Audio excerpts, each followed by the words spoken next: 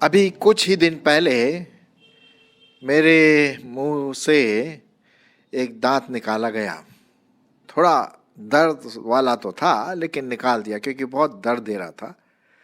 और डॉक्टर ने ये कहा कि आप ये दवाई ले लेना और उसके साथ साथ नमक के पानी से, गर्म पानी से रोज 3-4 बार कुल्ला करना, रिंस करना अपने मुंह को। और जब मैंने ये किया, उसके जो एडवाइस उसने दिया मुझे कुल्ला करने का गर्म पानी से, नमक के पानी से, तो मेरे अंदर का जो समस्या थी, बैक्टीरिया थे या जो भी चीज़ थी, वो बिल्कुल ठीक हो गई। और मैं उस डॉक्टर का धन्यवाद देता हूँ जिसने मुझे ये बातें बताई। नमक बहुत महत्वपूर्ण वस्तु हमारे लिए है।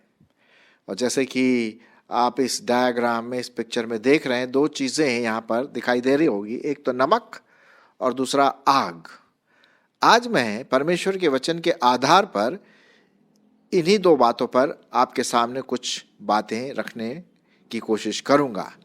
पहली बात हम देखते हैं कि जो नमक है वो बहुत वैल्यूबल है। अगर हम देखें बड़े ध्यान से तो नमक का कोई वैल्यू नहीं है, बहुत अमूल्य चीज़ है, लेकिन बहुत सस्ते में मिलती है क्योंकि हम सबों को इसकी ज़रूरत पड़ती है। नमक हमारे खाने में काम आता है। नमक जो सड़ने से जो चीज़ें हैं उसको रोकता है। नमक जो है शुद्धता को प्रकट करता है। यही एक प्रकार का हीलिंग एजेंट है। ये शुद्ध रखता है चीज़ों को। फिर एक और चीज़ है, अगर खाने में नमक ना हो तो साहब फिर मज़ा नहीं आता है। अब उदाहरण के लिए आप अच्छा खाना खा रहे हैं या पकोड़े खा रहे हैं 4 बजे का समय और बढ़िया बढ़िया पकोड़े बन रहे हैं, लेकिन उसमें नमक नहीं है तो फिर मज़ा नहीं आएगा। और तो आप क्या बोलते, भाई इसमें नमक नहीं डाला। तो हम देखते हैं कि नमक से टेस्ट आता है, फ्लेवर आता है। हाँ, इतना ज़रूर है कि हमें ज़्यादा नमक नहीं खाना चाहिए, नहीं तो फिर हाई ब्लड प्रेशर की भी प्रॉब्लम आ सकती है। लेकिन इतना ही नमक खाएं जिससे कि हमारा शरीर स्वस्थ बना रहे।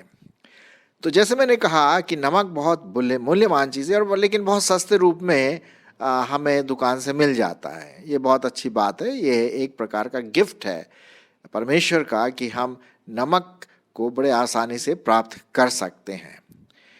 और इसी बात को देख करके हम देखते हैं कि पुराने नियम में, विशेष करके लय व्यवस्था में, हम पढ़ते हैं कि नमक का बहुत इस्तेमाल होता था। विशेष करके जब प्रीस्ट लोग, याजक लोग आराधना करते थे तो नमक का भी इस्तेमाल करते थे। और एक प्रकार का बोलते हैं सॉल्ट कवनेंट भी था, एक प्रकार का वाचा था जिसको बोलते हैं नमक वाला वाचा। ये हम पढ़ते हैं लय व्यवस्था उसका 2 अध्याय और 13 पद में, और दूसरा इतिहास उसका 13 अध्याय 5 पद में हम इन बातों के बारे में पढ़ते हैं। तो नमक का बहुत ज़बरदस्त इस्तेमाल होता है। अब आइए नए नियम की ओर। यहाँ पर भी हम देखते हैं कि हमारे प्रभु यीशु मसीह नमक के बारे में बहुत कुछ कहते हैं। शायद आपने एक बार पढ़ा होगा कभी मत्ती रचित सुसमाचार और उसका 5वां अध्याय, मत्ती उसका 5वां अध्याय और उसका 13 पद। बहुत इंटरेस्टिंग बात हमारे प्रभु यीशु मसीह कहते हैं, तुम पृथ्वी के नमक हो, परंतु यदि नमक का स्वाद बिगड़ जाए तो वह फिर किस वस्तु से नमकीन किया जाएगा? फिर वह किसी काम का नहीं, केवल इसके कि बाहर फेंका जाए और मनुष्यों के पैरों तले रौंदा जाए। तो यहाँ पर हम देखते हैं कि आप और मैं जो विश्वासी हैं, जो प्रभु यीशु मसीह के कहलाते हैं, प्रभु यीशु मसीह के बेटे और बेटियां हैं, हम इस समाज के लिए नमक हैं। हमें इस समाज में क्या लाना है?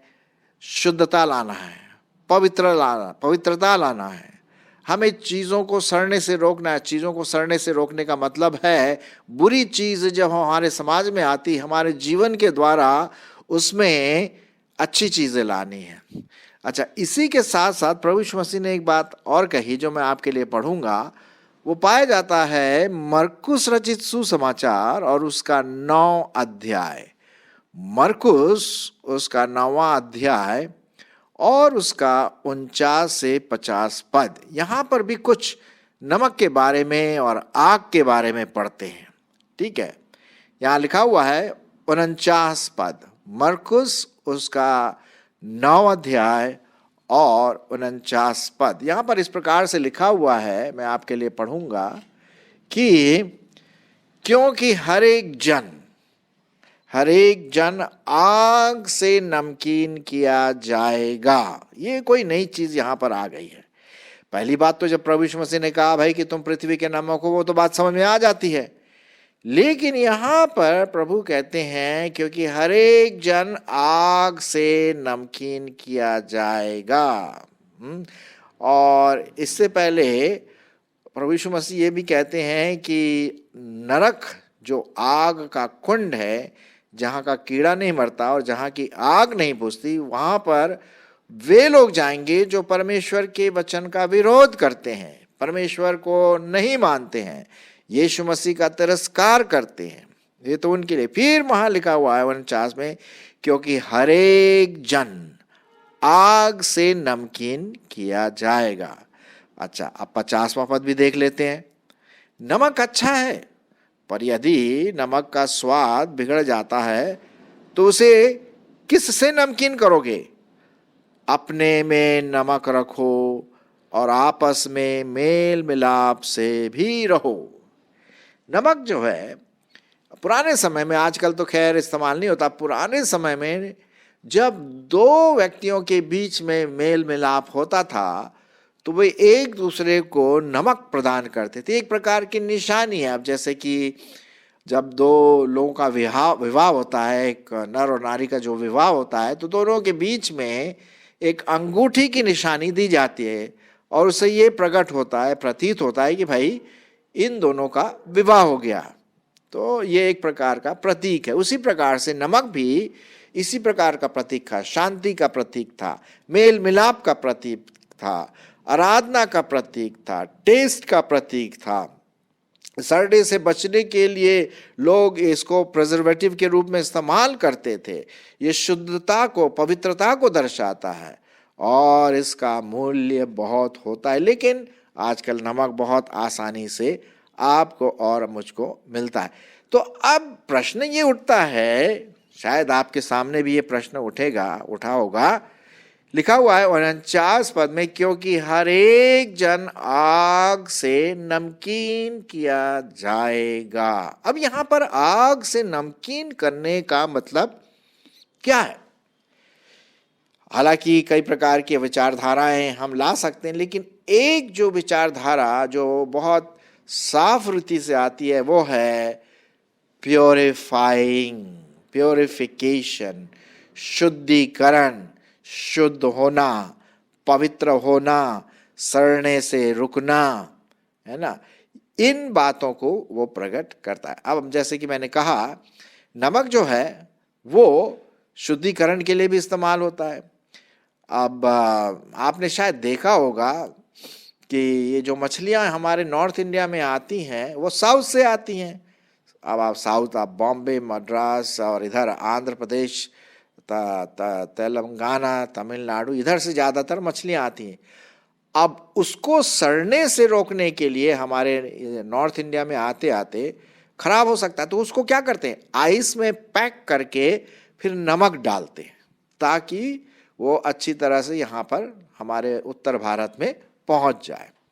और भी कई तरह से नमक का इस्तेमाल होता है सड़ने से बचाने के लिए। ऑलराइट, बैक्टीरिया को निकालने के लिए। अब मैंने जो शुरुआत किया, भाई मेरे मुंह में जो, अगर मैं नमक के पानी से कुल्ला नहीं करता तो मेरे मुंह में फिर समस्या आ सकती थी, लेकिन अब वो ठीक हो गई है। तो शायद आप भी इसके गुण को जानते हैं। तो यहां पर जो शब्द आता है आग से नमकीन होने का मतलब है कि परमेश्वर आपको और मुझको क्या करना मांगता है? शुद्ध करना मांगता है, पवित्र करना मांगता है। अब आग ले लीजिए आप। अब आग का काम क्या है? आग कई प्रकार के काम करता है। हमारे लिए खाना बनाता है, हमारे लिए थोड़ा सा हीट देता है, थोड़ा प्रकाश भी मिल जाता है, लेकिन प्रकाश तो खैर उतना नहीं, खाना बनाता, लेकिन उससे भी ज़्यादा आग सोने को शुद्ध रखता है। अब सोने को कैसे शुद्ध किया जाता है? आग से बिल्कुल पिघला करके और फिर उसमें से गंदगी निकाली जाती है। तो आग हमारे लिए क्या है? शुद्धता का कारण बन सकता है। नमक हमारे लिए क्या बन जाता है? शुद्धता का कारण बन जाता है। जी हाँ, और यही बात परमेश्वर ये कहते हैं कि तुम पवित्र बनो क्योंकि मैं पवित्र हूं। और जब तक आपका और मेरा आग से नमकीन नहीं होता है तो भैया हम कैसे स्वर्ग जा सकते हैं? परमेश्वर चाहता है कि हम और आप उस नमक के समान बने, उस आग के समान बने, उस आग में जो रह करके हम पवित्रता का जीवन हमारे जीवन में शुद्धिकरण, शुद्धता है बोल चाल में, रहन सहन में, मानसिकता में, सोच विचार में। जी हाँ, तभी तो बात बनती है ना। तो ये आप ध्यान रखें, जो आग से नमकीन करने का जो यहाँ पर जो फ्रेज आया है, जो शब्द आया है, वो है परमेश्वर हमें शुद्धता की ओर ले जाता है। अच्छा, नमक और क्या करता है? टेस्ट भी लाता है। अब 50वां पद में क्या पढ़ते हैं? नमक अच्छा है, पर यदि नमक का स्वाद बिगड़ जाए तो उससे फिर कैसे नमकीन करोगे भाई? नहीं कर सकते। तो हमें जो नमक का जो टेस्ट है हमारे जीवन में, जो मसीही टेस्ट है, मसीही स्वाद, मसीही प्रेम, मसीही व्यवहार, मसीही प्रेम, ये सब बातें हमारे मसीही जीवन में आना ताकि हम शुद्धता की ओर बढ़ सकें। अच्छा, आग एक और चीज को प्रकट करती है जो मैं आपके सामने प्रस्तुत करूंगा। वो शुद्धता को तो प्रसिद्ध करती है, लेकिन इसके साथ साथ ये पवित्र आत्मा को भी दर्शाती है। आग किस बात को दर्शाती है? पवित्र आत्मा का भी एक प्रकार से प्रतीक है। अब आपको शायद याद होगा, जब पवित्र आत्मा, प्रेरितों के काम और उसके दूसरे अध्याय में जब पवित्र आत्मा आया तो कैसे दिखाई दिया? आग की सी जीभ सबके ऊपर उतरने लगी। वहां पर भी हम आग के बारे में पढ़ते हैं। ये एक प्रकार का पवित्र आत्मा की निशानी यहाँ पर हम देखते हैं। अब देखिए ना, यूहन्ना रचित सुसमाचार और उसका 14 अध्याय, यूहन्ना उसका 14 अध्याय और उसका 16 से 17 पद, प्रभु यीशु मसीह आपके लिए और मेरे लिए एक प्रॉमिस करते हैं। वो प्रॉमिस क्या है? वो प्रतिज्ञा क्या है? पवित्र आत्मा है। सुनिए, और मैं पिता से विनती करूंगा और वह तुम्हें एक और सहायक देगा कि वह सर्वदा तुम्हारे साथ रहे, अर्थात सत्य का आत्मा, जिसे संसार ग्रहण नहीं कर सकता क्योंकि वह न उसे देखता है और न उसे जानता है। तुम उसे जानते हो कि वह तुम्हारे साथ रहता है और वह तुम में होगा। तो ये किसके बारे में बात हो रही? जी हाँ, ये पवित्र आत्मा के बारे में बात हो रही कि जब प्रभु यीशु मसीह चले गए तो उन्होंने पवित्र आत्मा भेजा हमारे लिए, आपके लिए। तो ये पवित्र आत्मा जो है एक फायर, एक आग को भी प्रदर्शित करता है। लूका रचित सुसमाचार उसका 3 अध्याय और 16वां पद भी मैं आपके लिए पढ़ूंगा। लूका उसका 3 अध्याय और 16 पद क्या लिखा हुआ है? तो यूहन्ना ने उन सबके साथ उत्तर दिया, मैं तो तुम्हें पानी से बपतिस्मा देता हूं, परंतु वो आने वाला है जो मुझसे शक्तिशाली है, मैं तो इस योग भी नहीं कि उसकी जूतों की फीता खोल सकूं, पर वह तुम्हें पवित्र आत्मा और आग से बपतिस्मा देगा। यहाँ पर भी वही देखते हैं, पवित्र आत्मा का संबंध आग से है। पवित्र आत्मा और आग, पवित्र आत्मा की आग, उसकी शुद्धता, उसकी पवित्रता, उसके साथ हमारा रहना, ये इस बात को दर्शाता है। और इसीलिए बहुत जरूरी है कि हम उस पवित्र आत्मा को ना बुझाएं। We should not quench the holy spirit. हमें पवित्र आत्मा को नहीं बुझाना। मैं आपके लिए पढ़ूंगा इसी से संबंधित पहला थिस्सलुनीयों उसका 5 अध्याय 19 पद। पहला थिस्सलुनीयों उसका 5 अध्याय और उसका 19 पद क्या लिखा हुआ है? आत्मा को ना बुझाओ, आग को ना बुझाओ, जलते रहना है। आत्मिक आग में, आत्मिक उन्नति में हम बढ़ते रहना है।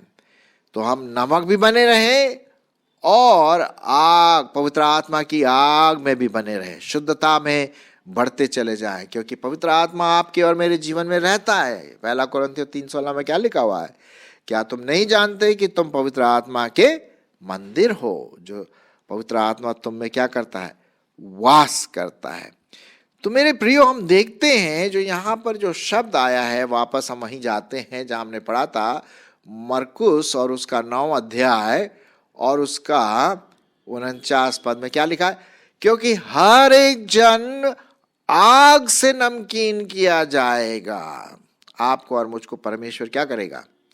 आग से हमें सफाई करेगा, शुद्ध करेगा। कभी कभी हो सकता है दुख रूपी अग्नि हमारे जीवन में आग के रूप में आ जाए, हमें नहीं पता।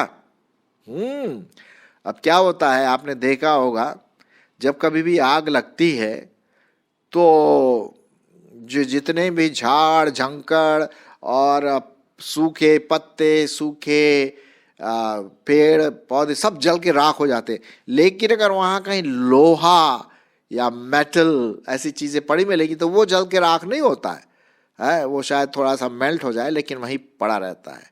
लेकिन सबसे ज़्यादा जो शुद्धता को दर्शाता है वो सोना है। सोने को कैसे साफ करते हैं? आग से। परमेश्वर भी शायद आपको और मुझको हो सकता है कुछ ऐसी बातें भेजकर जो हमें आग से ताया जाए, ताकि हम कैसे हो सके? शुद्ध हो सके। नमक किस लिए इस्तेमाल करते हैं? शुद्धता के लिए इस्तेमाल करते हैं। हमारे समाज में आजकल बहुत बुराइयां हैं, मुझे बताने की तो ज़रूरत नहीं है। आप जानते हैं अच्छी तरह से क्या हालत हो रही हमारे पूरे संसार की। अच्छा गुड न्यूज़ तो नहीं है, और हर समय नीचे की ओर जा रहा। दुख, तकलीफ, मुसीबत, लड़ाई झगड़े, मारपीट, हत्या, रेप, ये सब क्या है? सड़ाहट है। और आप और मैं इस समाज में रहते हैं कि हमें नमक के समान प्रिजर्व करना है, सड़ने से बचाना है। और वो कैसे हो सकता है? जब हम परमेश्वर के वचन के आधार पर चलें, दूसरों को प्रभु के बारे में बताएं, और यदि हमारे बीच में कुछ ऐसे दुख, सताव और संतावना ऐसी बातें आती हैं, दुख और सताव का, तो हमें शायद उसको सहने की भी ज़रूरत हो सकती है। हमारे पहले कई लोग बहुत दुख सहा, सताव सहा, और वो पवित्रता में आ गए। हो सकता है परमेश्वर हमारे जीवन में लाए, लेकिन हमें सहना है। प्रभु यीशु मसीह ने क्या कहा? मेरे नाम के कारण लोग तुम्हें सताएंगे, तुम्हारे ऊपर दुख पहुंचाएंगे, तुम्हें मारेंगे, पीटेंगे, सो ऑन, जेल में डालेंगे। हो सकता है, पता नहीं, ये आग से एक प्रकार का शुद्धता की बात आ सकती है आपको और मुझको। मैं अपने आप से भी बोल रहा हूँ और आपसे भी मैं बता रहा हूँ कि हम सबों को आग से नमकीन होने की ज़रूरत है, या हम हो भी रहे होंगे, उसमें कोई बात नहीं, कोई दो राय नहीं है कि हम नहीं हो रहे होंगे हम आग से नमकीन। तो परमेश्वर चाहता है कि हम, वही जो मेन चीज़ यहाँ पर है, हम शुद्ध, पवित्र और परमेश्वर की महिमा के लिए अपना जीवन बिताए। हमारे समाज में हम अच्छा टेस्ट का कारण बने, फ्लेवर लाए है। आराधना में इस्तेमाल होता था ये, और जो गलत चीज़ें हमारे चारों तरफ हो रही हैं उससे हमें बचना है। जी हाँ, आजकल उल्टे सीधे चीज़ें देखते हैं, मोबाइल में आता है, इंटरनेट में आता है। एक विश्वासी को, एक मसीह को इन सब से बचना है। हाँ, अपने आप को पवित्र रखने की ज़रूरत है। तो तब क्या होगा? परमेश्वर का वचन अंत में मैं आपके लिए पढ़ूंगा। जो पवित्र लोग होंगे वे ही परमेश्वर के राज्य में प्रवेश करेंगे। यहाँ लिखा हुआ, मैं आपके लिए पढ़ूंगा प्रकाशित वाक्य उसका 21 अध्याय 27 पद। प्रकाशित वाक्य 21 अध्याय और उसका 27 पद।